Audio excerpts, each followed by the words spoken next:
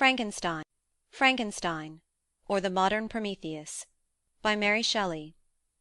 Section 3. Chapter 1. I am by birth a Genevese, and my family is one of the most distinguished of that republic. My ancestors had been for many years councillors and syndics, and my father had filled several public situations with honour and reputation. He was respected by all who knew him for his integrity and indefatigable attention to public business. He passed his younger days perpetually occupied by the affairs of his country. A variety of circumstances had prevented his marrying early, nor was it until the decline of life that he became a husband and the father of a family. As the circumstances of his marriage illustrate his character, I cannot refrain from relating them. One of his most intimate friends was a merchant, who, from a flourishing state, fell, with numerous mischances, into poverty. This man, whose name was Beaufort, was of a proud and unbending disposition, and could not bear to live in poverty and oblivion in the same country where he had formerly been distinguished for his rank and magnificence. Having paid his debts, therefore, in the most honourable manner, he retreated with his daughter to the town of Lucerne, where he lived unknown and in wretchedness. My father loved Beaufort with the truest friendship, and was deeply grieved by his retreat into these unfortunate circumstances. He bitterly deplored the false pride which led his friend to a conduct so little worthy of the affection that united them. He lost no time in endeavouring to seek him out, with the hope of persuading him to begin the world again through his credit and assistance. Beaufort had taken effectual measures to conceal himself, and it was 10 months before my father discovered his abode. Overjoyed at this discovery, he hastened to the house, which was situated in a mean street near the Reuss. But when he entered, misery and despair alone welcomed him. Beaufort had saved but a very small sum of money from the wreck of his fortunes, but it was sufficient to provide him with sustenance for some months, and in the meantime he hoped to procure some respectable employment in a merchant's house.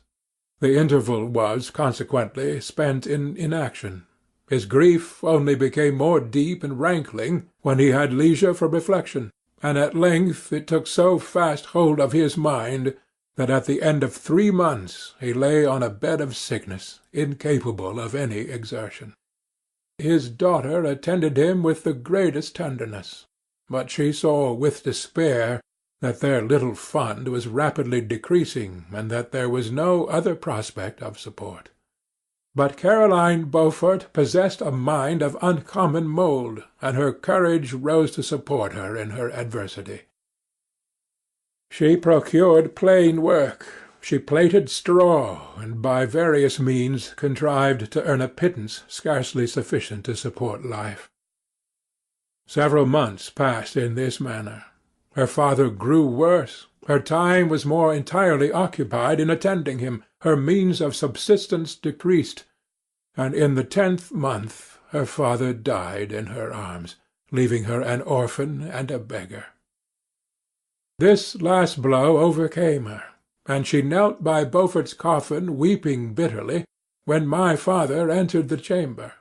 He came like a protecting spirit to the poor girl, who committed herself to his care, and after the interment of his friend he conducted her to Geneva and placed her under the protection of a relation.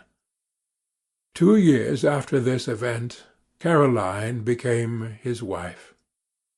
There was a considerable difference between the ages of my parents, but this circumstance seemed to unite them only closer in bonds of devoted affection.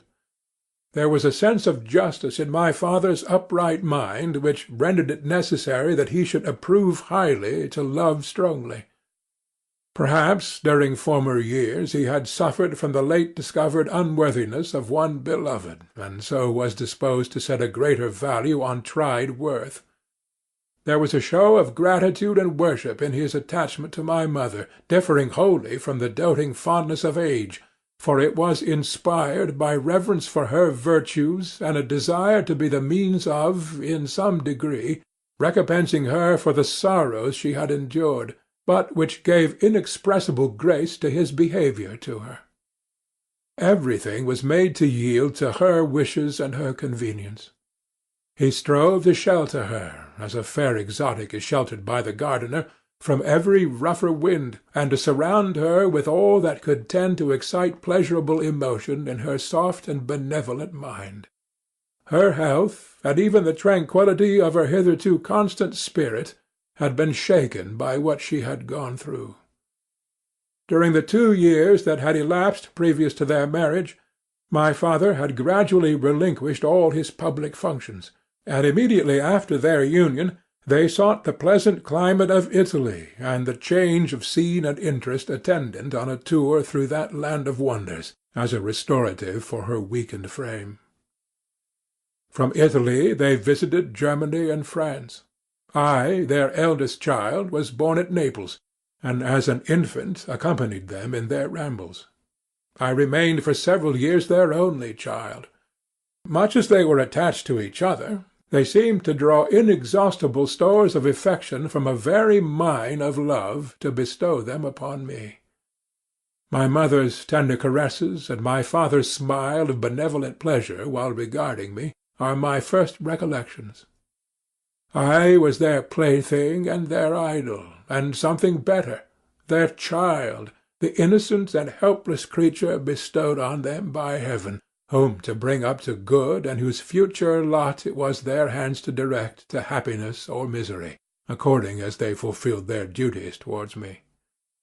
With this deep consciousness of what they owed towards the being to which they had given life, added to the active spirit of tenderness that animated both, it may be imagined that while during every hour of my infant life I received a lesson of patience, of charity, and of self-control, I was so guided by a silken cord that all seemed but one train of enjoyment to me.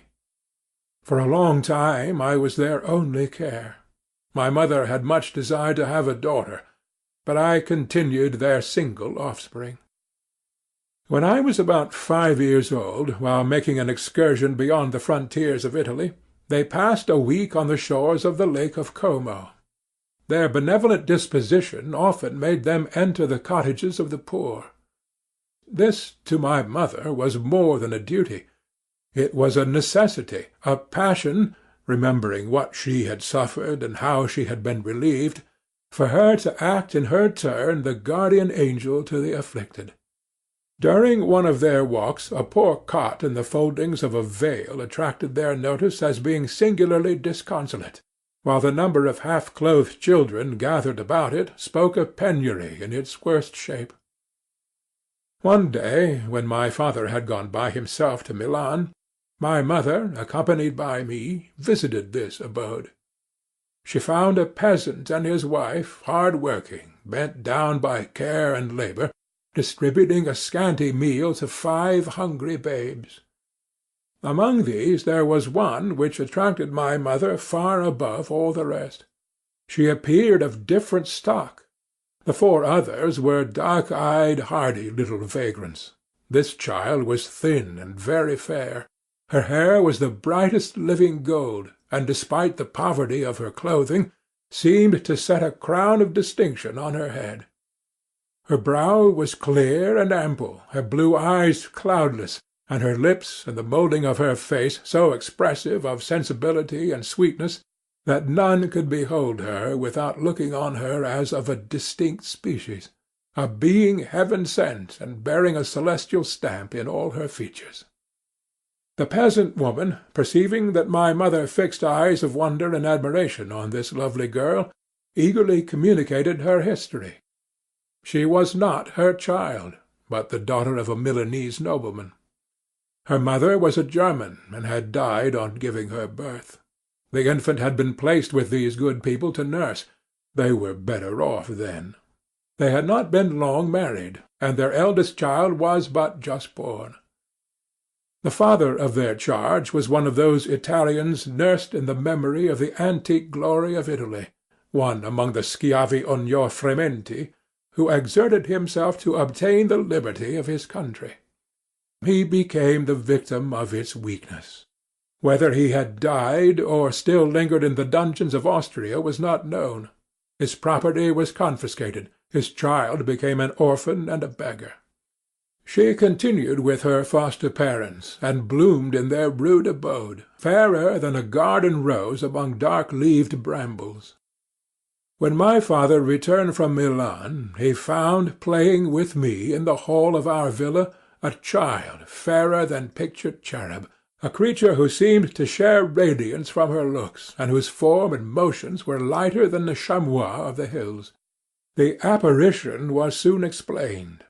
With his permission, my mother prevailed on her rustic guardians to yield their charge to her. They were fond of the sweet orphan. Her presence had seemed a blessing to them, but it would be unfair to her to keep her in poverty and want when Providence afforded her such powerful protection.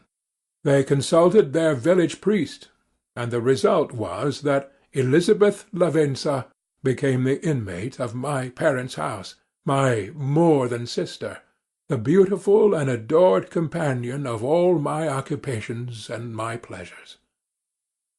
Every one loved Elizabeth. The passionate and almost reverential attachment with which all regarded her became, while I shared it, my pride and my delight. On the evening previous to her being brought to my home, my mother had said playfully, "I have a pretty present for my Victor. To-morrow he shall have it." And when, on the morrow, she presented Elizabeth to me as her promised gift, I, with childish seriousness, interpreted her words literally, and looked upon Elizabeth as mine to protect, love, and cherish. All praises bestowed on her I received as made to a possession of my own. We called each other familiarly by the name of cousin. No word, no expression could body forth the kind of relation in which she stood to me, my more than sister, since till death she was to be mine only. End of Section 3.